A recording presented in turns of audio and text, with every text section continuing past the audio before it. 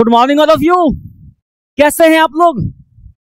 आज हम क्लास 12 का नेशनल इनकम का 4th चैप्टर देख रहे हैं, that is measurement of national income. Measurement of national income कईयों को दिक्कत है इसमें। कॉमर्स के स्टूडेंट को, मैक्सिमम स्टूडेंट को इसी में दिक्कत है। कॉमर्स या आर्ट्स के स्टूडेंट जो कि इकोनॉमिक्स पढ़ते हैं, उन सब को इस 4th चैप्टर में बहुत दिक्कत है। आइए समझते हैं सबसे दिक्कत वाला चैप्टर। सबसे दिक्कत वाला चैप्टर समझते हैं, एकदम आराम से समझिए, एकदम आराम से एक एक चीज को नोट कीजिए कॉपी में। Take your notebook, your pen, everything with you, और वीडियो को देखते जाओ और फटाफट नोट करते जाओ, ठीक है? आइए स्टार्ट करते हैं with the 4th chapter, that is your measurement of national income. Measurement of national income 4th chapter क्या है? Measurement of national income. आओ बेटा जल्दी से, ठीक है? चलते हैं अपन, मूविंग फॉरवर्ड। यस, तो नेशनल इनकम क्या होता है sir? What is national income? What is national income? क्या होता है? मेरी बात समझ, मैं क्या कह रहा हूं। नेशनल इनकम क्या होता है? तुम्हारे देश में जितने लोग काम करते हैं, तो काम कैसे करेंगे? काम करेंगे 3 तरीके से। पहला क्या होगा? प्राइमरी सेक्टर में जो लोग खेती बाड़ी करते हैं, फार्मिंग करते हैं, है ना? जो लोग क्या करते हैं? हॉर्टिकल्चर करते हैं, फुलवारी, फूल, है ना, हनी बीज का काम करते हैं। और क्या करते हैं? माइनिंग करते हैं। जितना भी नेचुरल रिसोर्स में काम होता है, सारे नेचुरल रिसोर्स के काम को अगर तुम ऐड कर दोगे तो कहेंगे कि ये इनकम कहां से हुआ है? इनकम हुआ है प्राइमरी सेक्टर से, ठीक है? अगर तुम इंडस्ट्री सेक्टर में जाते हो या ट्रेडिंग सेक्टर में जाते हो, मतलब क्या हुआ? या तो तुम बना के बेचते हो या खरीद के बेचते हो। बना के बेचते हैं या खरीद के बेचते हैं, या तो हम मैन्युफैक्चरिंग करते हैं या हम ट्रेडिंग करते हैं, ठीक है? नो, अब थर्ड क्या है? सर्विस सेक्टर, जहां बैंकिंग है, वेयर हाउसिंग है ना, तो इंश्योरेंस है। तो ये सब जो है वो क्या हो गए? टर्शरी सेक्टर हो गए। तो प्राइमरी सेक्टर, सेकेंडरी सेक्टर मतलब इंडस्ट्री वाला, एंड टर्शरी सेक्टर क्या हो गया? जो सर्विस सेक्टर है। तीनों को ऐड कर दोगे तो कहेंगे क्या? GDP MP. अगर हम तीनों को ऐड करते हैं तो क्या कहेंगे? जीडीपी एमपी मींस मेरे देश के अंदर कितना हमको कमाई हुआ, मेरे देश के अंदर क्या कमाई है, ठीक है? तो ये आपका क्या हो गया? डोमेस्टिक इनकम, ठीक है? अच्छा, इसमें जो है जीडीपी एमपी में और भी एडजस्टमेंट करने होते हैं, वो हम बताएंगे। एक अभी रफ नॉलेज रखो दिमाग में कि तुम्हारे देश में जितने लोग काम करते हैं वो तुम्हारे देश के अंदर का इनकम हो गया। प्लस कर दो, इसमें प्लस कर दो जो इनकम बाहर से आया, जो इनकम बाहर से आया। मान लो क्या हुआ, हाँ, मान लो क्या हुआ, तो क्या है? देखो मेरी बात समझ, मान लो जैसे फॉर एग्जांपल हमारा देश है भारत, ठीक है? नाउ अब सपोज करो कि ये भारत का मैप है और इसमें कई लोग काम करते हैं, ठीक है? कई लोग इसमें काम करते हैं। अब जैसे फॉर एग्जांपल क्या होता है? जो प्राइमरी सेक्टर में काम करते हैं तो वो इनकम कमाएंगे ना, पैसा कमाएंगे, तो क्या बोलेंगे हम उसको? Value added by primary sector, ठीक है? Value added by primary sector. Then क्या हो जाएगा? Value added by secondary sector, ठीक है? Secondary sector. नो, अब क्या हो जाएगा? Value added by tertiary sector, ठीक है? नो, अब ये जो तीनों जो है, अगर हम तीनों को ऐड कर दे तो क्या आ जाएगा? Gross value added at market price. अगर हम तीनों को ऐड कर दे तो क्या आ जाएगा? Value added by primary sector, secondary sector and tertiary sector को ऐड कर दे क्या आ जाएगा? Gross value added at market price. तो इस तीनों को हम ऐड कर देंगे तो ये वैल्यू निकल के आ जाएगा, और इसी को हम कहेंगे जीडीपी एमपी। मतलब ये भाई और ये भाई दोनों सेम है। जीवीएएमपी बोले चाहे जीडीपी एमपी बोले, दोनों एक ही आदमी है, कोई दिक्कत नहीं है। ठीक है, तो ये मेरे देश के अंदर का इनकम हुआ। अब बात समझना, अब हमको इनकम निकालने के लिए, देश के अंदर का इनकम निकालने के लिए इसमें कई सारा चीज एडजस्ट करना होगा। We have to adjust many of the thing. हमको जीवीए या जीडीपी एमपी में कुछ ऐड करने होंगे, कुछ लेस करने होंगे, तो जाके ये प्रॉपर आएगा। ठीक है, अब मेरी बात समझना, क्या करेंगे हम आगे, हम और आगे क्या करते हैं यहां देखना। ठीक है, अब क्या होता है, मेरी बात समझना, जैसे कोई ये इंडिया है और यहां पे कई लोग काम करने के लिए आए होंगे, बाहर से आए होंगे, तो उसको कहेंगे, जो लोग काम करने के लिए बाहर से आए होंगे तो वो क्या करेंगे, यहां काम करेंगे ना। मान लो कोई जोसेफ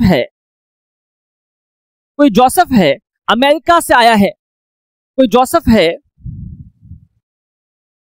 और वो क्या हुआ है, अमेरिका से आया है इंडिया काम करने के लिए जोसेफ। तो जोसेफ जो है, मान दो यहां पे 5 लाख रुपीस पर मंथ कमाता है, यानी कि 60 लाख रुपीस कमाता है साल का, 60 लाख कमाता है साल का। अब जो 60 लाख जो ये कमाता है साल का, हाँ, इसमें से मान लो ये जो है अपने मम्मी पापा को देगा पैसा, देगा ना, अपने मम्मी पापा को देगा पैसा। मान के चलो कि ये साल में 20 लाख रुपया साल में अपने मम्मी पापा को भेजता है, बाकी रेस्ट अमाउंट 40 लाख रुपया अपने यही खर्च करता है, इंडिया में ही खर्च करता है, रहने खाने पीने में, नो, है ना। तो जो 20 लाख रुपया इंडिया से बाहर गया, इसको बोलते हैं factor income to abroad, factor income to abroad बोलते हैं इसको। ठीक है, नो, अब मान लो कई बार हम जाते हैं बाहर कमाने के लिए, सिर्फ फॉर एग्जाम्पल कोई बंदा गया यहां से, राहुल नाम का बंदा गया यहां से, राहुल नाम तो सुने ही होंगे, अच्छा राज था ना वो, नाम तो सुने, ठीक है। तो राहुल, हाँ, नाम का बंदा है, वो कहां गया, वो मान के चलो यहां पे इंडोनेशिया में आया है, इंडोनेशिया में काम करेगा वो। अब इंडोनेशिया में वो काम कर रहा है, तो मान लो राहुल को 2 लाख रुपया पर मंथ मिल रहा है, ठीक है, और 2 लाख रुपया पर मंथ का मतलब हो गया 24 लाख रुपए, 24 लाख रुपया यहां से मिला।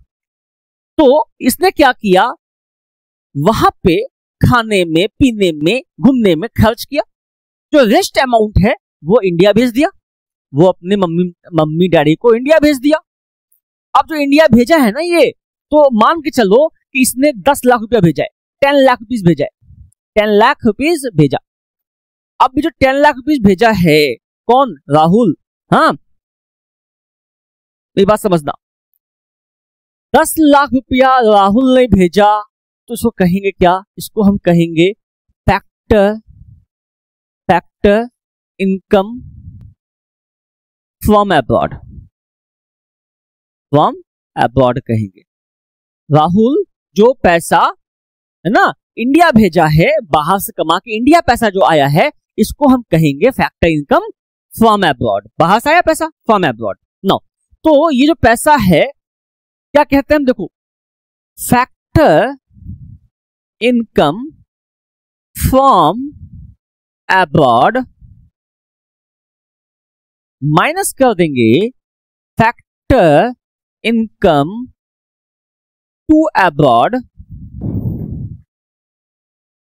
ठीक है, तो आ जाएगा ये net factor income from abroad,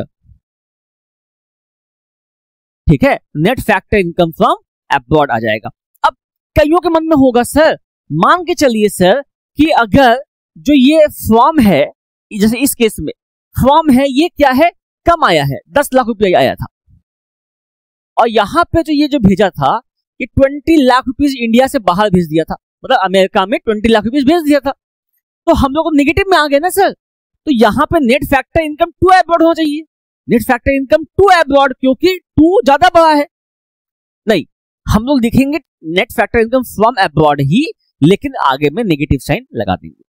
net factor income from abroad ही लिखना है, आगे में नेगेटिव साइन लगा देंगे, और ये हो जाएगा क्या हमारे देश के बाहर से जो इनकम आया है। तो देश के अंदर का इनकम प्लस देश के बाहर का इनकम, है ना, आउटसाइड इंडिया। जब हम इसको ऐड कर देंगे, है ना, ये विद इन इंडिया है, विद इन इंडिया है, इन दोनों को हम ऐड कर देंगे तो क्या आ जाएगा, हमारा नेशनल इनकम आ जाएगा। नेशनल इनकम आ जाएगा, देश में पूरे देश का इनकम, आमदनी आ जाएगा। ठीक है, अच्छा एक बात और समझना, हमें और भी एडजस्टमेंट करने हैं। अभी जो जीवीए एमपी आया था या जीडीपी एमपी आया था, हम उसमें एडजस्टमेंट करेंगे। ये एकदम बात को मान के चलो कि हम उसमें एडजस्टमेंट करेंगे तब जाकर के आएगा। लेकिन एक रफ आइडिया रख लो दैट जीडीपी एमपी जो देश के अंदर हुआ, नेट फैक्टर इनकम जो बाहर से आया, ऐड कर दोगे तो क्या आ जाएगा, नेशनल इनकम बन जाता है। ठीक है, good morning all of you, कैसे हैं मेरे देश के बच्चों। लास्ट क्लास में हम लोगों ने नेशनल इनकम चालू किया था, fourth chapter, drastic chapter, most demanding chapter of the economics, the entire commerce and arts student के लिए। और आज हम उसका सेकंड क्लास देखेंगे। सेकंड क्लास में पहले हमने देखो फर्स्ट क्लास में क्या देखा है, फर्स्ट क्लास में हम देखा कि नेशनल इनकम क्या होता है। सर, मेरे टेरिटरी के अंदर जितने लोग कमा रहे हैं प्राइमरी सेक्टर से, सेकेंडरी सेक्टर से या टर्सरी सेक्टर से, उसके बाद उसमें प्लस करते हैं तो net factor income from abroad. अरे याद है तुमको, जोसेफ आया था यहां कमाने के लिए, राहुल गया था बाहर चाइना कमाने के लिए, तो जोसेफ अपने पेरेंट्स को भेजा था पैसा, तो फैक्टर इनकम टू अब्रॉड, यहां से पैसा आया था फैक्टर इनकम फ्रॉम अब्रॉड, तो factor income from abroad minus two abroad करने से क्या आया था, net factor income from abroad. तो अब जो है आगे चलेंगे हम लोग और हम देखेंगे मेथड्स ऑफ नेशनल इनकम और समझते हैं। देखो बेटा, तो फर्स्ट वन इज क्या है, नेशनल इनकम का 3 मेथड है, 3 तरीका है, तीनों का आंसर सेम आएगा। आंसर में एक पॉइंट का ही फर्क नहीं आएगा, चाहे तुम वैल्यू एडिशन से बनाओ, चाहे तुम इनकम से बनाओ, चाहे तुम एक्सपेंडिचर से बनाओ, तीनों का तरीका सेम आएगा, तीनों का आंसर सेम आएगा, मेथड्स अलग अलग हैं। तो सर 3 क्यों है, अलग अलग देश अलग अलग नियम अपनाता है। सर हम लोग कौन सा अपनाते हैं, मैक्सिमम कंट्रीज इंक्लूडिंग अस मैक्सिमम कंट्रीज अपनाता है एक्सपेंडिचर मेथड।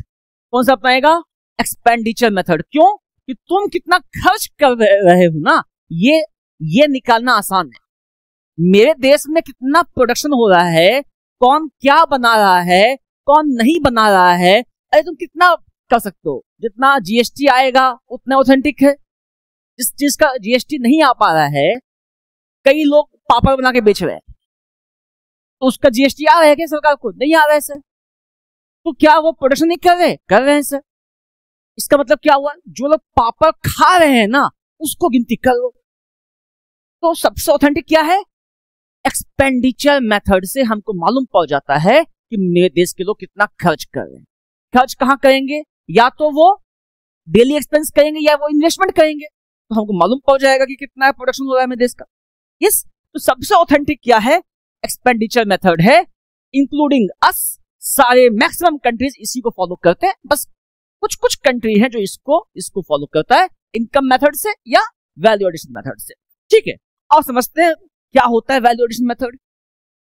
लास्ट क्लास में मैंने आपको वैल्यू एडिशन मेथड का फॉर्मूला बताया था कि नेशनल इनकम ऐसे निकलता है, वही सेम फॉर्मूला है नेशनल इनकम निकालने का वैल्यू एडिशन से। अब फिर से समझते हैं कैसे क्या होता है, फिर से दोहरा देते हैं इसको, कोई इशू नहीं है मेरे को।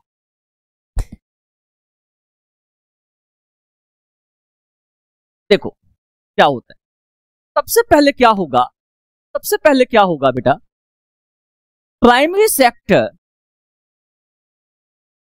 से जो पैसा आएगा means value addition by primary sector, ठीक है, then value addition by secondary sector, ठीक है। टेक योर नोटबुक पेन और नोट डाउन करो, पीडीएफ में आपको सेंड कर दूंगा, ऐप पे भी कर दूंगा, मैं आपको टेलीग्राम चैनल पे भी कर दूंगा, बट अभी आप लिखो, लिखते हुए पढ़ो, ठीक है। Now value addition by tertiary sector.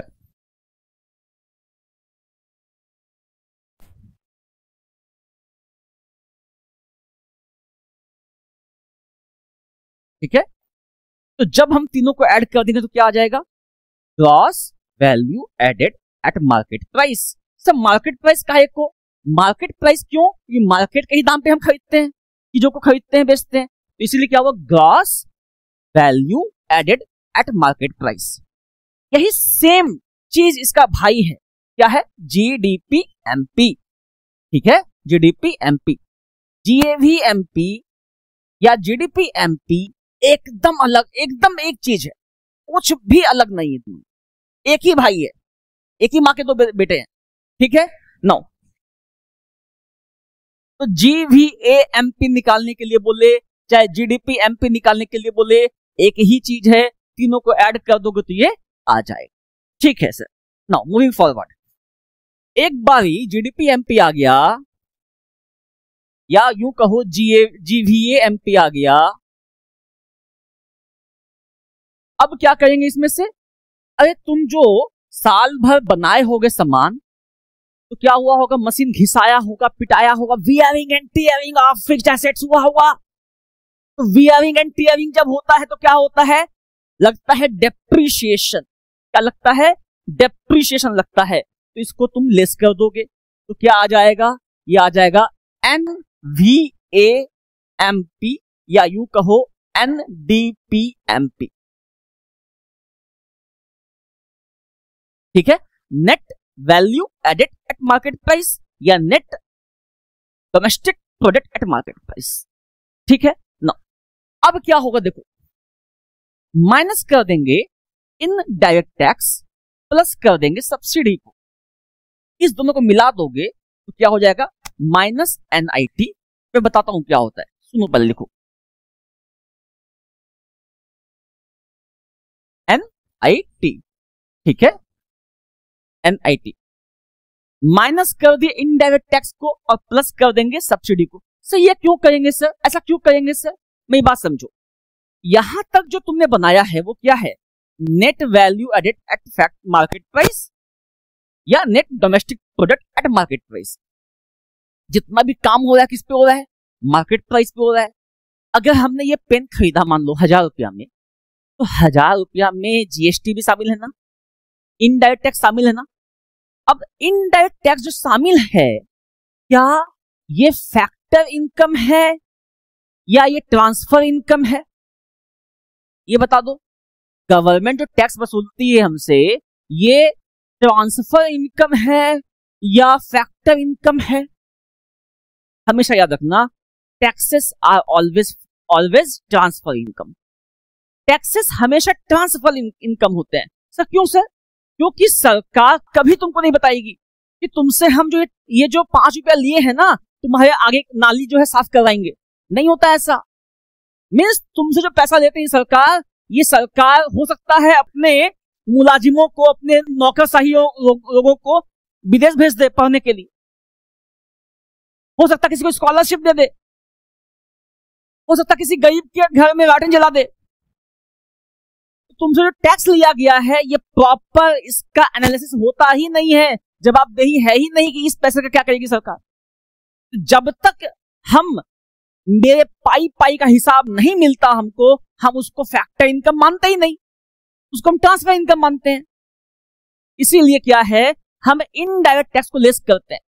1000 रुपया का पेन खरीदा, 100 रुपया का टैक्स था, तो 100 रुपया के टैक्स को हटा दो, यानी कि आपके देश का मैन्युफैक्चरिंग कितना हुआ, 900 का हुआ। समझ में आया, 1000 रुपया का पेन, उसमें से 100 रुपया का क्या है, टैक्स है, तो टैक्स को हटा दिया। इसका मतलब 900 रुपया का वैल्यू जो है वो आपके देश का मैन्युफैक्चरिंग हुआ है, 100 रुपया का टैक्स लग गया था। ठीक है, नो प्लस कर देंगे सब्सिडी। सर ये सब्सिडी क्यों प्लस करते हैं सर, वाई को क्यों सर। देखो सब्सिडी क्या होता है, सब्सिडी वो पैसा है, वो इंटेंसिव है या इंसेंटिव है, सरकार जो फर्म को देती है प्रोडक्शन को लार्ज करने के लिए, इंक्रीज करने के लिए। जैसे फॉर एग्जांपल मान लो अगर किसान को सब्सिडी नहीं मिलता, अगर फर्टिलाइजर पे सब्सिडी नहीं मिलता तो क्या होता, मेरी बात सुनना। आज तुम वीट खरीदते हो, से फॉर एग्जाम्पल 30 रुपीज में तुम वीट खरीदते हो पर किलो, ठीक है।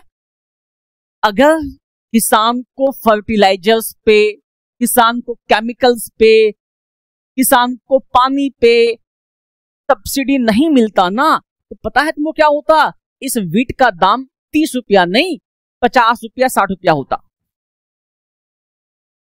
क्यों? क्योंकि ये जो सब्सिडी मिलने से वीट का उत्पादन का कॉस्ट गिर गया। जैसे अगर कोई स्टील फैक्ट्री में लोहे को अगर गवर्नमेंट ने सब्सिडाइज कर दिया तो कंपनी जब बनाएगी उसका तो लागत कम हो जाएगा, तो हम और तुम खरीदेंगे तो क्या होगा, स्टील कम में खरीदेंगे। इसका मतलब क्या हुआ, सब्सिडी का पैसा देने से जो फर्म का लागत है वो कम हो जाता है, लेकिन गवर्नमेंट का तो लागत लगा ना। गवर्नमेंट कौन है, देश का हिस्सा है, सेक्टर है देश का ही। 4 सेक्टर्स होते हैं। पहला क्या है, हाउस होल्ड, दूसरा firm, then government, then rest of the world. 4 sectors है ना। पहला क्या है, हाउस होल्ड, देन कौन है, फर्म, देन कौन है, rest of the world, then government. 4 sectors होते हैं ना। तो फर्म का जब 4 सेक्टर्स होते हैं, फर्म का कॉस्टिंग कम हो गया लेकिन गवर्नमेंट का कॉस्टिंग बढ़ गया, तो तुम्हारे नेशन का जो कॉस्टिंग है वो तो उतना ही लगा ना। मान लो गवर्नमेंट तुमको 2 रुपया दे दी, जहां तुम्हारा कॉस्टिंग 10 लग रहा था तुम्हारा कॉस्टिंग 8 लग रहा है, ये फर्म का 8 लग रहा है, लेकिन गवर्नमेंट 2 रुपया दी ना, तो देश का कॉस्टिंग तो 10 रुपया रहा ना। यानी क्या हो गया, इसीलिए हम सब्सिडी को ऐड करते हैं उसका पक्का कॉस्टिंग निकालने के लिए, ठीक है। नो, तो ये क्या है, इनडायरेक्ट टैक्स प्लस सब्सिडी किए हम, या उसको यूं कह दो नेट इनडायरेक्ट टैक्स। इसको कह दो नेट इनडायरेक्ट टैक्स। मतलब क्या हुआ, इनडायरेक्ट टैक्स में हमने सब्सिडी को हटा दिया, तो क्या हो गया, निगेटिव बड़ा में है, इसको यहां लिख दिया, निगेटिव में लिख दिए, ठीक है। नाउ आगे चलते हैं।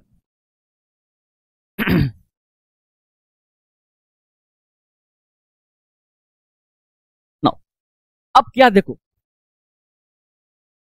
मेरी बात समझना, तो इतना काम करने के बाद हमें क्या मिलेगा सर, हमें मिलेगा NVAFC या NDPFC।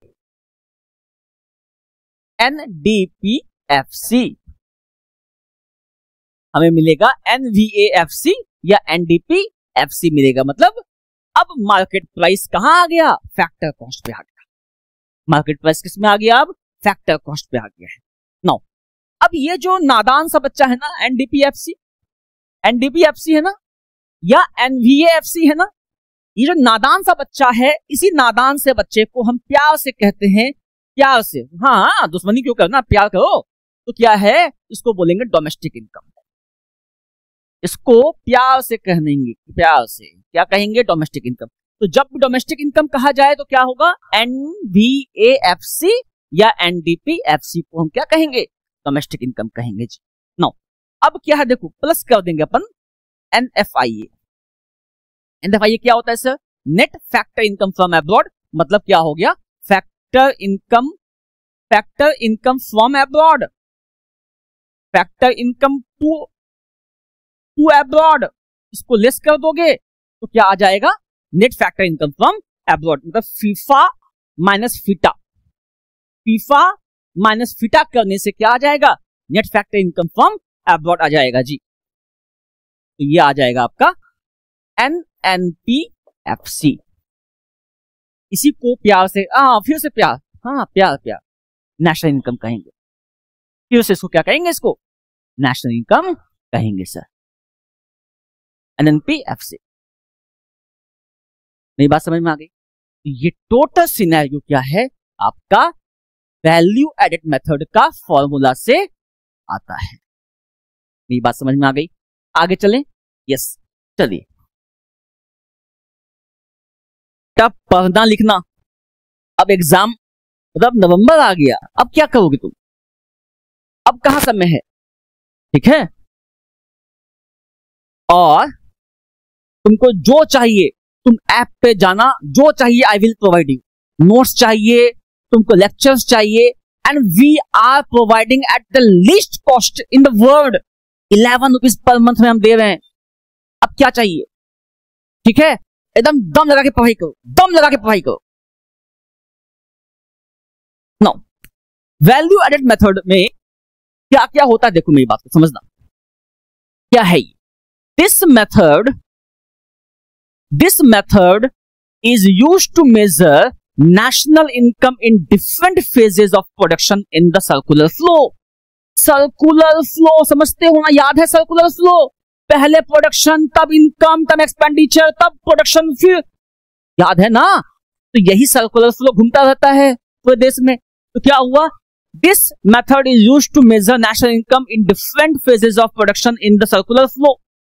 It shows the contribution of each producing unit in the production process. Every individual enterprise adds a certain value to the product. यही तो खेल है बेटा, यही खेल है। Adds certain value, इसीलिए हम ट्रांसफर इनकम को नेशनल इनकम में ऐड नहीं करते, फैक्टर इनकम को ऐड करते हैं, क्योंकि ट्रांसफर इनकम में वैल्यू एडिशन नहीं होता, ट्रांसफर इनकम में वैल्यू एडिशन होता है। इसीलिए चलो आगे मूव करते हैं। नो, अब देखो ना इसको। अरे तुम्हारा क्या नाम है रे? घर में बंटी पुकारते हैं, स्कूल में तुम्हें क्या नाम है? राहुल। और दोस्तों क्या बोलता है? राहुल वाह। वैसे देखो क्या है, इसका क्या नाम है? Product method.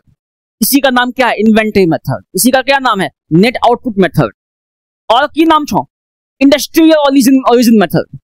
और क्या नाम है? Commodity service method. तुमको इतना नहीं जानना है, तुमको बस ये तीन चीज जानना है। देखो क्या क्या है। पहला ये हो गया, सेकंड क्या हो गया? ये हो गया, और थर्ड ये मान लो। बस ये तीन नाम जानना है तुमको, बस, और कुछ नहीं। समझे पप्पू? आगे चलें? चलो। Now concept of value added method. क्या क्या कॉन्सेप्ट, कैसे काम करता है और समझते हैं फिगर से। कुछ दिखाते हैं, हम आर्टिस्ट भी हैं, और दिखाते हैं। अरे आर्टिस्ट तो है, ये हैं।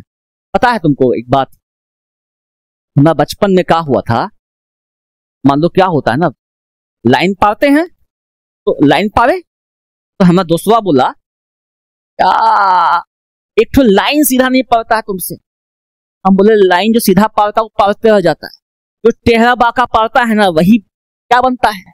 कलाकार बनता है। तो हम कलाकार है ना, टेढ़ा बाका है। आते हैं, आओ देखते हैं, आओ समझो बात को।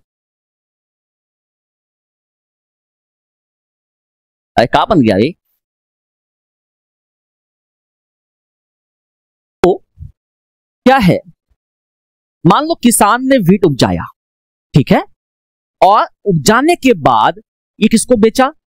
मान लो ये बेचा है मिल वाले को, ठीक है, इसको बेचा है बेटा, मिल वाले को बेचा है, ठीक है। आहा, ये भी परेशान करता है, ठीक है। नो, अब ये मिल वाला किसको बेचेगा? मान लो किसी ब्रेड वाली कंपनी, किसी ब्रेड कंपनी को इसने बेचा, ठीक है। नो, अब ये ब्रेड कंपनी क्या करेगा? नीचे अपने कंज्यूमर को क्या बेचेगा? रिटेलर को बेच दो, रिटेलर को बेच दिया। अब ये किसको बेचेगा? ये बेचेगा कंज्यूमर को। मान लो ये सिस्टम है, पहले किसान ने उगाया राइस या व्हीट उगाया, अब ये जो किसान है मान लो 10 रुपए में किसको बेचा? मिल कंपनी को बेचा, मिल वाले को बेचा। नाउ अब ये मिल वाला उसको पीसेगा, ग्राइंड करेगा, पीसने के बाद क्या करेगा? इसको ब्रेड कंपनी को बेचेगा। से फॉर एग्जांपल ये 15 में इसको बेचा, ठीक है। अब ये जो ब्रेड कंपनी है ये किसको बेचेगा? रिटेलर को बेचेगा। मान लो ये 25 में बेचा, और रिटेलर क्या करेगा? उसके दुकान पे आएगा चुन्नू मुन्नू खरीदने के लिए, तो क्या करेगा? ये 30 में बेच देगा, 30 रुपीज से बेचेगा। अब मेरी बात समझना, मेरी बात समझना क्या है, व्हीट मिल, ट्रेड कंपनी, रिटेलर, कंज्यूमर, ये जो सिस्टम है। अच्छा ये बता दो मेरे को कि फैक्टर इनकम क्या क्या होता है इससे, लिखो कमेंट करो फटाफट। What are the factor incomes, जल्दी से फैक्टर इनकम। तो क्या क्या है देखो, पहला क्या होता है, rent, wages, interest, then profit. इनमें से कुछ भी मिल रहा है वो फैक्टर इनकम का पार्ट है। इन चारों में से कुछ भी मिल रहा हो तो क्या है, वो फैक्टर इनकम का पार्ट है। तो यहां क्या हुआ देखो, यहां पे क्या है देखो, ये वीट बनाया, वीट बना करके क्या किसको बेचा, मिल वाले को बेचा। ठीक है, तो यहां से सोचो 10 रुपया में इसको बेचा, 9 मिल वाले से 15 में इसको बेचा। अच्छा एक चीज और समझाएंगे तुमको, यहां पे हम आपको एक चीज और समझाएंगे। क्या समझाएंगे, यहां देखो तुम कैसे काम क्या होता है वैल्यू एडिशन। देखो यहां पे फार्मर बोलेगा कि हमने तो 10 रुपया का बना के बेचा साहब, मेरा इनकम 10 रुपया हुआ ना। हाँ 10 रुपया हुआ उसका इनकम। ठीक है, मिल वाला बोलेगा कि हमने 15 रुपए में इस ब्रेड कंपनी को बेचा है, तो मेरा इनकम तो 15 रुपया हुआ ना। ठीक है सर 15 रुपया हो गया। ये ब्रेड कंपनी कहेगा कि हम रिटेलर को 25 में बेचे हैं, मेरा इनकम 25 रुपया हुआ ना। ठीक है सर। ये रिटेलर कंज्यूमर को कहेगा कि हम तो भैया 30 में बेचे हैं, 30 रुपया इनकम हुआ मेरा तो। ठीक है सर 30 रुपया हुआ।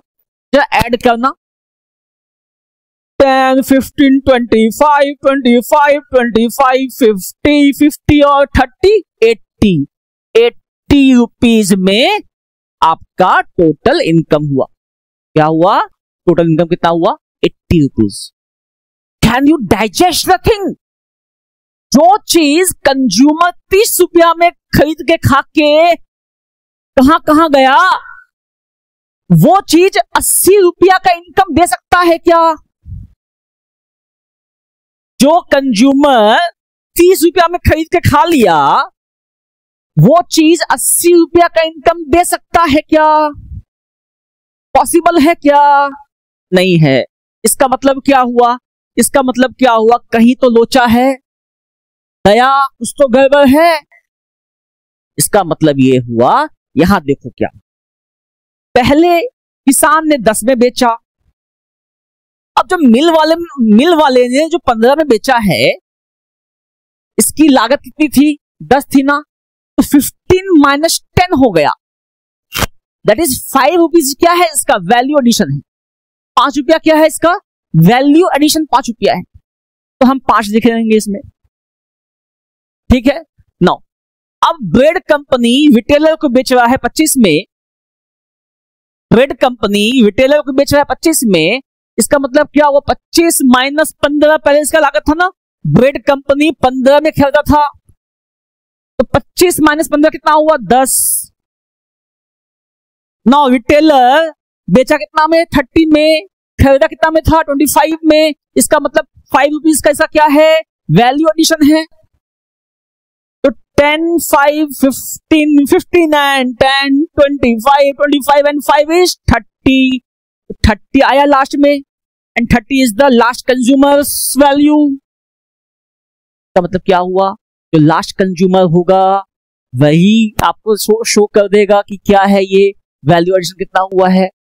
तुम देखो यहां पे जितना भी ये हुआ था ना बीच का, ये वैल्यू एडिशन मिला करके 30 पे आया ना, तो 30 ये है ना। इसका मतलब जो लास्ट कंज्यूमर होगा, जितना वो खर्च करेगा, that is the income of the country, it is the income of the country. और सुनो यहां पे ये जो 80 आया ना, ये 80 क्यों आया सर, इसको कहते हैं प्रॉब्लम ऑफ डबल काउंटिंग। इसी रहस्य का नाम क्या है, प्रॉब्लम ऑफ डबल काउंटिंग है। बहुत बड़ा रहस्य है ये। अच्छी कंट्री बिक जाती है, वेनेजुला जैसी कंट्री बिक गई, जहां के इकोनॉमिस्टों को ये बात समझ में नहीं आता वहां की कंट्री बिक जाती है। तो क्या है नए बच्चों, तुम भी इकोनॉमिस्ट बनोगे, इकोनॉमिस्ट सीखो इसको। ये क्या है, प्रॉब्लम ऑफ डबल काउंटिंग कहते हैं इसको। ठीक है, आगे चलते हैं, आगे चलते हैं। सो यही सेम चीज यहां पे दिया हुआ है, आप इसका स्क्रीनशॉट लेके पढ़िए इसको अच्छा से और कॉपी में लिखेंगे आप। जैसे मैंने बनाया वैसे ही आप भी बनाएंगे। आप रिमाइंड कीजिए इसको, पीछे जाइए, फिर से देखिए, फिर से बनाइए। ठीक है, आगे चलते हैं। Now the concept is intermediate consumption and final consumption. Intermediate क्या होता है, फाइनल क्या होता है, मेरी बात समझना। पहले डिस्कशन हो चुका है, फिर से बता रहे हैं तुमको। इंटरमीडिएट वो होता है जिसमें वैल्यू ऐड करना अभी बाकी है। ऐसा कोई भी सामान जिसपे वैल्यू ऐड करना अभी बाकी है उसे हम इंटरमीडिएट कहते हैं। फाइनल उसको कहते हैं जो कि वैल्यू एडिशन के एम्बिट से बाहर निकल चुका है, उस पे अब किसी भी प्रकार का वैल्यू एडिशन नहीं होगा। जैसे ये पेन है, इस पेन पे तुम क्या वैल्यू ऐड करोगे, अब ये बताओ। कोई वैल्यू ऐड नहीं होगा। इसमें हम जो है ड्राइंग बना करके बढ़िया से फुल बना करके इसको 1000 का 2000 बेच पाओगे क्या? नहीं बेच पाएंगे। जिस पे वैल्यू ऐड हो सकता है वो क्या है, इंटरमीडिएट है। जिस पे वैल्यू ऐड नहीं होगा वो क्या है, फाइनल है। नाउ अब मेरी बात सुनना, फाइनल दो प्रकार का होता है। फाइनल भी दो प्रकार का होता है, एक हाउस होल्ड के लिए फाइनल, एक फर्म के लिए फाइनल। हाउस होल्ड के लिए फाइनल जो होता है, ध्यान से सुनना, हाउस होल्ड के लिए फाइनल जो होगा उसको बोलेंगे कंजम्पशन एक्सपेंडिचर। बहुत प्यारा शब्द है, कंजम्पशन एक्सपेंडिचर। और जो फर्म के लिए फाइनल गुड्स होगा उसको बोलेंगे इन्वेस्टमेंट, उसको कहेंगे इन्वेस्टमेंट। तो फाइनल गुड्स भी दो प्रकार का होता है, या तो हम कंज्यूम करेंगे खाने के लिए, या हम कंज्यूम करेंगे उसको फर्दर प्रॉफिट कमाने के लिए। ठीक है, आगे चलते। अरे मेरे इंस्टीट्यूट में लगा हुआ एसी ये फाइनल गुड्स है लेकिन इन्वेस्टमेंट है। मेरे घर में लगा हुआ एसी ये कंजम्पशन एक्सपेंडिचर है। मेरी बात समझ में आई? चीज सेम होगा, उसका जो मकसद होगा उस मकसद के आधार पे कॉन्सेप्ट चेंज हो जाएगा। मेरे घर पे लगा हुआ एसी कंजम्पशन एक्सपेंडिचर है, मेरे ऑफिस में लगा हुआ एसी क्या हो जाएगा, वो इन्वेस्टमेंट हो जाएगा। आगे चलो। नाउ इंटरमीडिएट कंजम्पशन क्या है, जिसपे हम वैल्यू ऐड कर सकते हैं। It refers to expenditure incurred by a production unit on purchasing those goods and services from other production units। या यूं कहो, any goods on which value addition is possible is known as intermediate good। Final क्या है, the goods which is outside the ambit of value addition is known as final goods। मेरी बात समझ में आ गई? चलें आगे, मूविंग फॉरवर्ड। अब क्या देखो, imports are not separately included because of the following reason. मेरी बात समझना, जब तुम न्यूमेरिकल्स बना रहे हो तो क्या होता है, तुमको दिया हुआ है परचेज, ठीक है, परचेज दिया हुआ है और नीचे में लिखा हुआ है इंपोर्ट्स। परचेज दिया हुआ है, इंपोर्ट्स लिखा हुआ है, इसका मतलब यह हुआ कि परचेजेस में ही इंपोर्ट्स भी शामिल है। मींस क्या हुआ, कि परचेज में इंपोर्ट शामिल है तो अलग से तुमको इंपोर्ट इंक्लूड नहीं करना होगा परचेज में। मेरी बात समझ में आ गई? आगे चले? यस, देखो मेरी बात समझो। जैसे तुमको परचेज दिया हुआ है,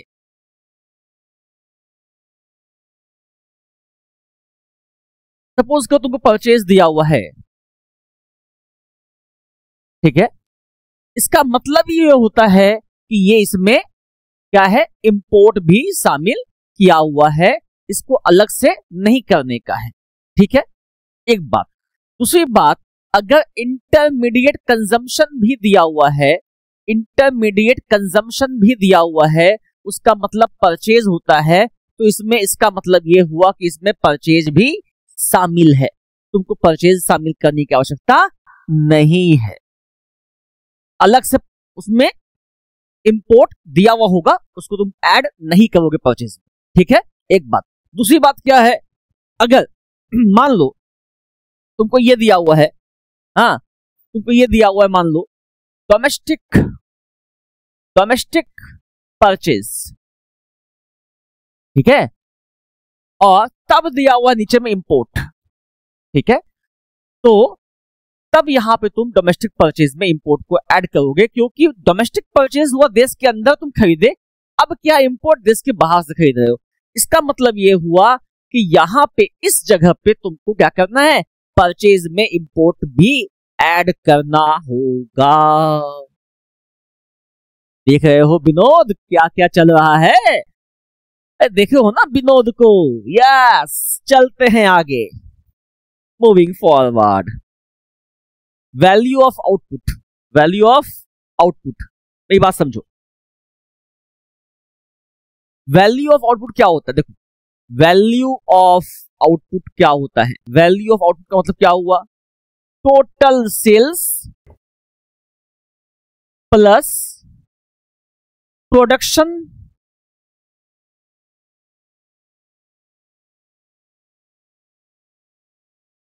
plus production for self consumption plus change in stock, change in stock. ये बात सुनना, क्या है, समझ में नहीं आ रहा होगा मत समझो, और समझते हैं क्या है। ये देखो क्या है, value of output, value of output equals to sales plus change in stock, जो मैंने कहा, plus production for self consumption. ये तो समझ में आया। अब ये क्या होता समझो बात, जो मैंने साल भर में सेल किया, जो मेरा क्लोजिंग स्टॉक था, उसमें से अपन को ओपनिंग स्टॉक को लेस करना है, ओपनिंग स्टॉक को लेस कर देंगे, तो closing stock minus opening stock करने से क्या आ जाएगा, चेंज इन स्टॉक आ जाएगा। इसका मतलब क्या हुआ, closing stock minus opening stock का मतलब ये हुआ, क्या हुआ कि मेरे देश में कितना प्रोडक्शन हुआ है इस साल। क्लोजिंग स्टॉक 100 यूनिट है, ओपनिंग स्टॉक 80 यूनिट का था, यानी क्या हुआ, 100 पीस बचा हुआ है, 80 पीस था, यानी कि बीच का 20 पीस क्या हुआ, बिक गया होगा, बिक गया होगा, है ना। यानी कि 20 पीस तुम्हारे पास मार्जिन बचा हुआ है, एक्स्ट्रा बचा हुआ है। तो sales plus change in stock plus जो तुमने खुद के लिए की प्रोडक्शन किया है। मान लो सैमसंग कंपनी है, सैमसंग कंपनी खुद के लिए, अपने बच्चे के लिए 2 फोन और बना दी, 2 मोबाइल फोन एक्स्ट्रा बनाई है, जो कि अपने मोबाइल फोन को अपने घर वाले को देगी। तो क्या होगा, इस चीज का भी तो लागत लगा ना, तो इसको हम क्या करेंगे, इसको हम नेशनल इनकम में ऐड करते हैं, जो हम सेल्फ प्रोडक्शन के लिए भी यूज करते हैं उस चीज को। तो तीनों को मिला दोगे तो क्या कहेंगे, वैल्यू ऑफ आउटपुट कहेंगे, sales, change in stock and on account of production या प्रोडक्शन फॉर सेल्फ कंजम्पशन, ये चीज को। ठीक है, नई बात एकदम समझ में आ गई तुमको, कोई दिक्कत नहीं है। अच्छा, कई बार क्या होता है, देखो मेरी बात, सेल का प्राइस दिया हुआ नहीं होता है, तो अपन निकाल लेंगे जितना भी क्वांटिटी है ना, उसको, जितना भी क्वांटिटी है ना, उसको हम क्या करेंगे, प्राइस से इंटू कर देंगे, तो क्या आ जाएगा, सेल्स आ जाएगा, ठीक है, प्लस चेंज इन स्टॉक। और अगर सेल्फ प्रोडक्शन के लिए है तो वो भी ऐड कर दो,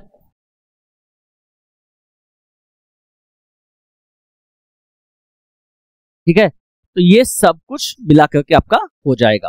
नाउ मूविंग फॉरवर्ड, तो जैसे इंपोर्ट था वैसे क्या होगा, एक्सपोर्ट भी हो जाएगा।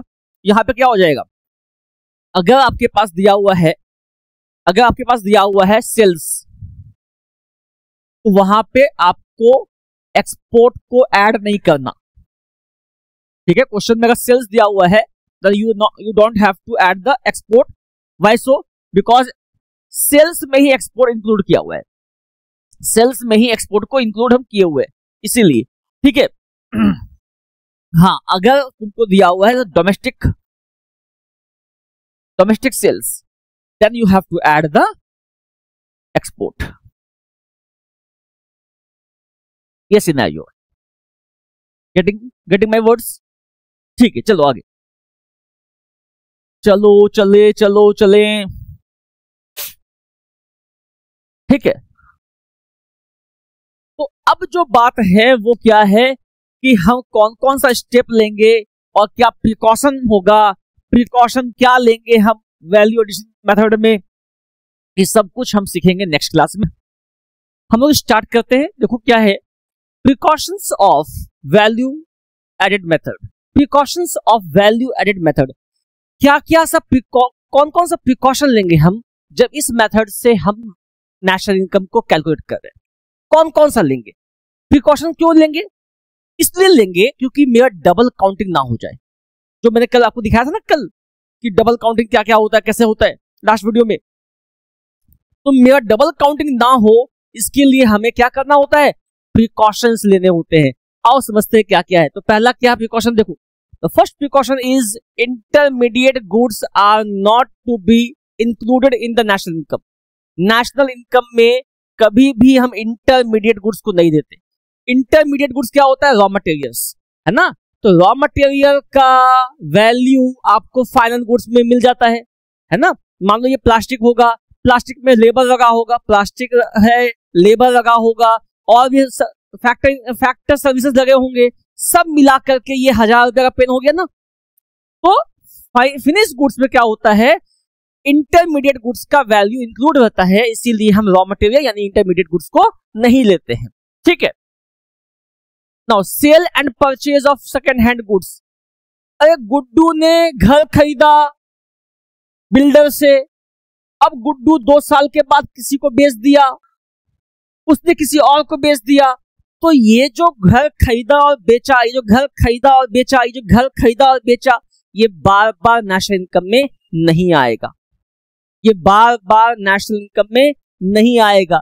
सर क्यों नहीं आएगा नेशनल इनकम में बार बार, क्योंकि आपके देश में जो प्रोडक्शन हुआ है वो एक ही बार हुआ है, बार बार बेचने से ये आपके नेशनल इनकम का पार्ट नहीं बनता है, आपके नेशनल इनकम का पार्ट ये नहीं बनता है। इसीलिए आपके देश में किसी भी प्रकार का वैल्यू ऐड नहीं हुआ है, इसीलिए नेशनल इनकम में ये ऐड नहीं होगा। जैसे यहां देखो क्या है, as they were included in the year in which they were produced and do not add to current flow of goods and services, ठीक है।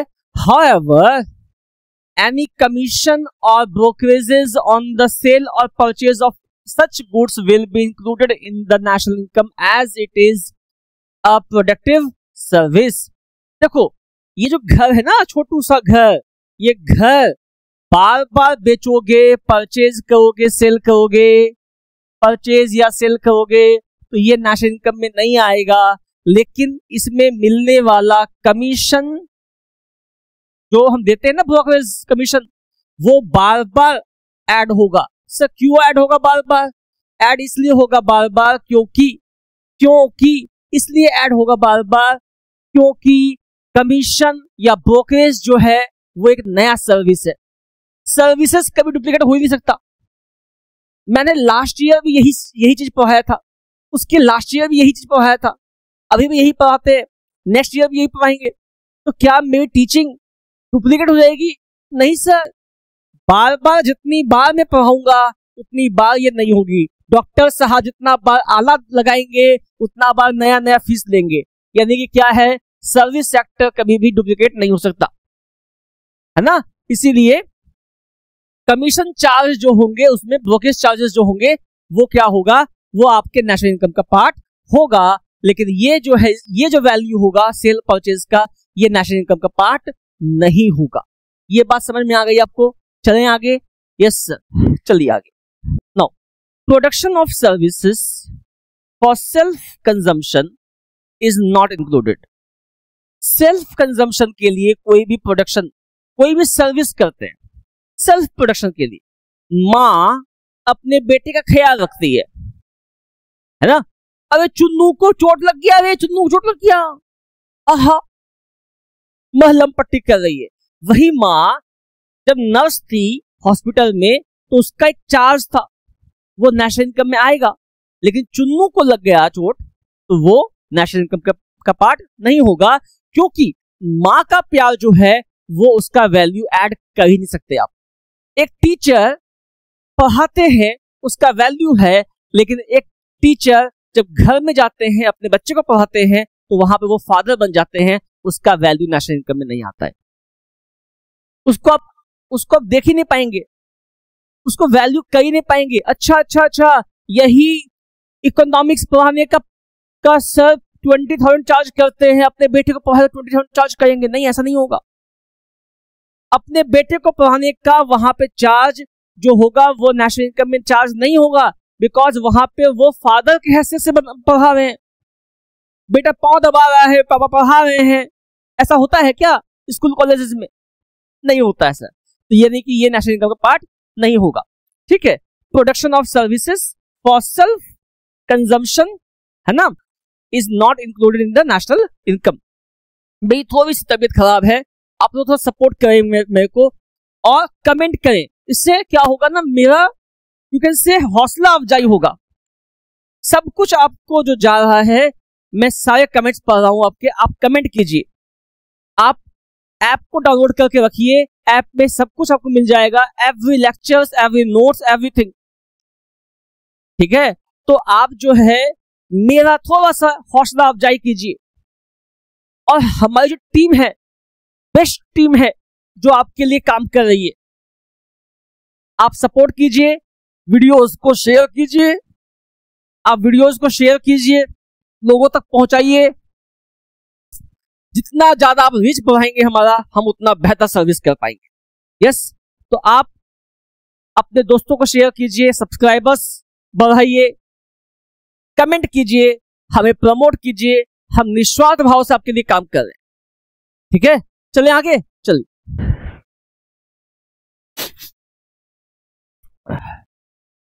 तो the next one is your, देखो, अच्छा इसको ये पढ़ जाते हैं, क्या है देखो।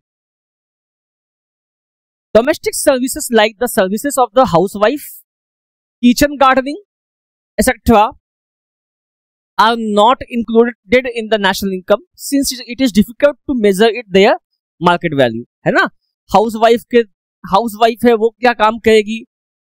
मान लो एक काम वाली बाई जाती है दूसरे के यहाँ झाड़ू पोछा करने के लिए, अपने घर पे करेगी, उसका वैल्यू नहीं हो सकता, है ना, वहां इमोशन है।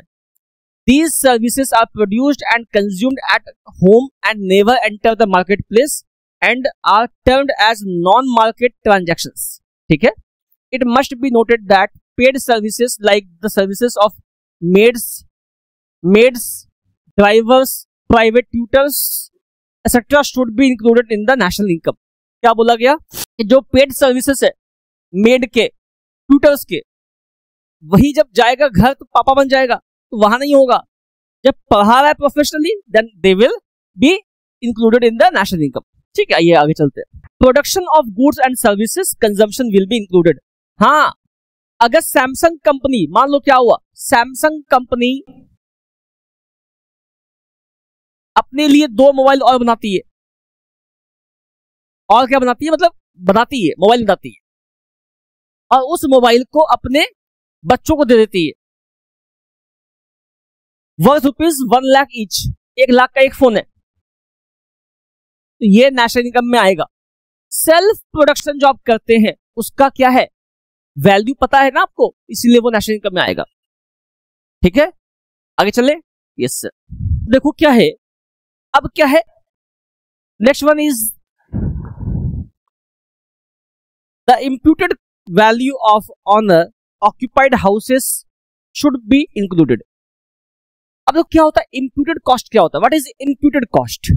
मान लो क्या हुआ, तुम जिस घर में रहते हो, जिस घर में रहते हो उसी घर को तुमने क्या किया है, जिस घर में रहते हो उसी घर को तुमने क्या किया है, अपना वेयर हाउस बना लिया, फैक्ट्री बना लिया, दुकान बना लिया।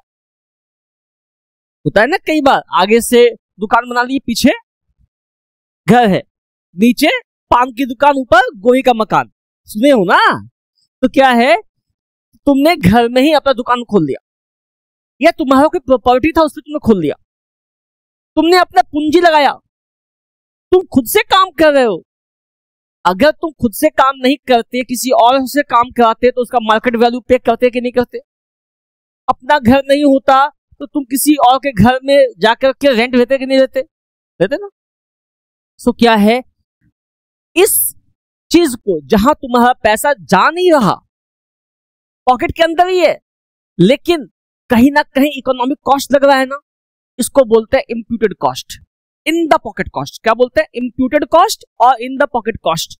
ठीक है, तो ऐसे कॉस्ट को हम बोलते हैं in the pocket cost. The imputed value of honours occupied house should be included. ठीक है, people who live in their own houses do not पे एनी रेंट। अपने घर पे जो रहते हैं वो कोई भी रेंट पे नहीं करते, but they enjoy housing services similar to those people who stay in rented houses. Therefore, the value of such housing services is estimated according to the market rent of similar accommodation. ठीक है, such estimated rent is known as imputed cost. पे नहीं कर रहे हैं लेकिन economic cost लग रहा है, तो ये भी आपका नेशनल इनकम का पार्ट हो जाएगा, ये भी आपका नेशनल इनकम का पार्ट हो जाएगा सर, नेशनल इनकम का पार्ट ये हो जाएगा। ठीक है, आगे मूव करें। यस सर, कीजिए सर, कीजिए। तो क्या है, change in stock of goods will be included. Change in stock क्या होता है सर, यहां देखो, चेंज इन स्टॉक क्या होता है, चेंज इन स्टॉक क्या होता है, closing stock minus opening stock, है ना। Closing stock minus opening stock को क्या कहते हैं, चेंज इन स्टॉक कहते हैं। तो इसका मतलब क्या हुआ, मान लो 100 पीसेस थे क्लोजिंग में, कितना है 100 पीसेस है, और ओपनिंग में कितना है 80 पीसेस है, तो 100 माइनस 80 कितना हो जाएगा 20। तो ये जो 20 पीसेस है ये क्या है, ये शो कर रहा है कि तुमने इस साल जो तुम्हारा 20 पीसेस बच गया ये अनसोल्ड है। ओपनिंग स्टॉक में जो था प्लस जो तुमने बनाया सब मिला के बिका ना, बेचने के बाद ये 20 पीस बचा हुआ है आज, तो ये भी जो बचा हुआ है इसका जो वैल्यू है वो नेशनल इनकम में ऐड होगा। तो चेंज इन स्टॉक भी नेशनल इनकम में ऐड होता है। तो ये सब बातें आपको एकदम ध्यान देने की बात है। प्रिकॉशंस क्या क्या हैं, ना समझ में आए 3 बार देखो, फिर भी ना आए व्हाट्सएप पे जाओ, वहां पे मैसेज करो मुझे, मैं आपको समझा दूंगा। I will call you, I will make a short clip, everything तुमको समझ में आना चाहिए बस। बात समझ में आ गया, आगे चले, चलो फिर आगे। तो तबीयत नाशाद है मेरी, फिर भी आप हमें सपोर्ट कर रहे हैं, अच्छी बात है। अच्छा, प्रॉब्लम ऑफ डबल काउंटिंग मैंने एकदम समझाया है आपको, डबल काउंटिंग का क्या प्रॉब्लम है, आप इसका स्क्रीनशॉट लीजिए, इसको लिखिए और समझिए। मैंने पूरी तरीके से समझाया आपको कैसे वीट बनता है, कैसे मिल में जाता है, कैसे क्या होता है।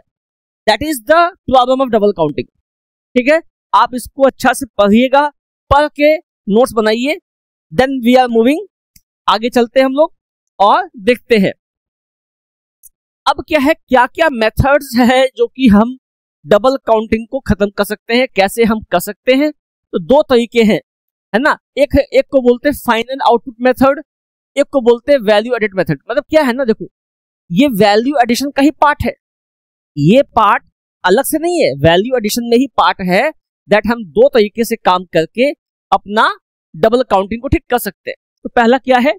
फाइनल आउटपुट मेथड, जहां पे हमने याद करना, जो लास्ट कंज्यूमर है ना, जो लास्ट कंज्यूमर है वो 30 रुपीज में परचेज किया था, याद है तुमको? तो हमने क्या करना है, जो लास्ट कंज्यूमर है 30 रुपीज में परचेज किया ना, वो 30 रुपीज उसका लिख लो, कहानी खत्म, कहानी खत्म। Last value of the output को लिखो, that is the national income. जितने भी वैल्यू एडिशन है उसी में आ गए। अच्छा, दूसरा कहानी क्या है? Value added method. यही तो सिस्टम है जो हम अपनाते हैं, दिस इज द सिस्टम जो हम अपनाते हैं। हम क्या करते हैं, हमने खरीदा, फिर हमने बेचा, फिर खरीदा किसी ने, फिर किसी को बेचा, हर बारी क्या करते हैं? जीएसटी लगाते हैं ना। क्यों करते हैं? To calculate the value of goods. आपका जो सिस्टम चलता है ना, वो खर्च पे चलता है। मान लो मैंने ये पेन खरीदा 1000 रुपये का, ठीक। अब सरकार को क्या पता कि मैं लास्ट कंज्यूमर हूं कि नहीं हूं? पता है क्या? नहीं पता है ना। अब ये पेन हमने 1500 में किसी और को बेचा, अब उससे जीएसटी लेना है, हमें जीएसटी देना है, माइनस करके आउटपुट माइनस इनपुट। फिर वो किसी और को बेचेगा, उससे जीएसटी लेगा, पहले वाला देगा। तो सरकार क्या बोलती है कि आप जो जीएसटी का लेन देन करते हैं ना, इससे मालूम पड़ जाता है कि कहां लास्ट में गया। अब जो लास्ट कंज्यूम करेगा वो जीएसटी का पेमेंट करेगा नहीं। जैसे मैंने अगर ये स्मार्ट बोर्ड खरीदा है तो इसका जीएसटी का पेमेंट मैं कहां से करूंगा? आई मीन सेट ऑफ कहां से मिलेगा मुझे? इनपुट कहां से मिलेगा? नहीं मिलेगा, यानी कि I am the last consumer. सरकार पता लगा देती है कि कहां तक इनपुट का, जीएसटी के इनपुट का लोगों ने फायदा उठाया है। उसके बाद सरकार देख लेती है कि ये लास्ट कंज्यूमर हो, है ना। This is what I am telling you, value added method जो है दैट इज हम लोग अपनाते हैं, और इसी से मालूम पड़ता है कि क्या हमारे देश में लास्ट कंज्यूमर कौन है। ठीक है, क्या लिखा हुआ एक बार देख लो। According to this method the value of only final goods should be added to determine the national income. According to this method, the sum total of the value added by each producing unit should be taken into the national income. It is also known as product method. इसको हम लोग product method भी कहते हैं। Yes, moving forward. Now it comes to income method. अब हम चलेंगे income method की तरफ, है ना। हम चलेंगे इनकम मेथड की तरफ नेक्स्ट वीडियो में। अभी तक जितने भी हमने पढ़ाया है, पढ़ाई कराई है, आपको अच्छा से पढ़ना है, नोट्स बनाना है, याद करना है। नेक्स्ट वीडियो में, नेक्स्ट लेक्चर में हम लोग देखेंगे इनकम मेथड को। ठीक है, thank you, I love you, bye bye.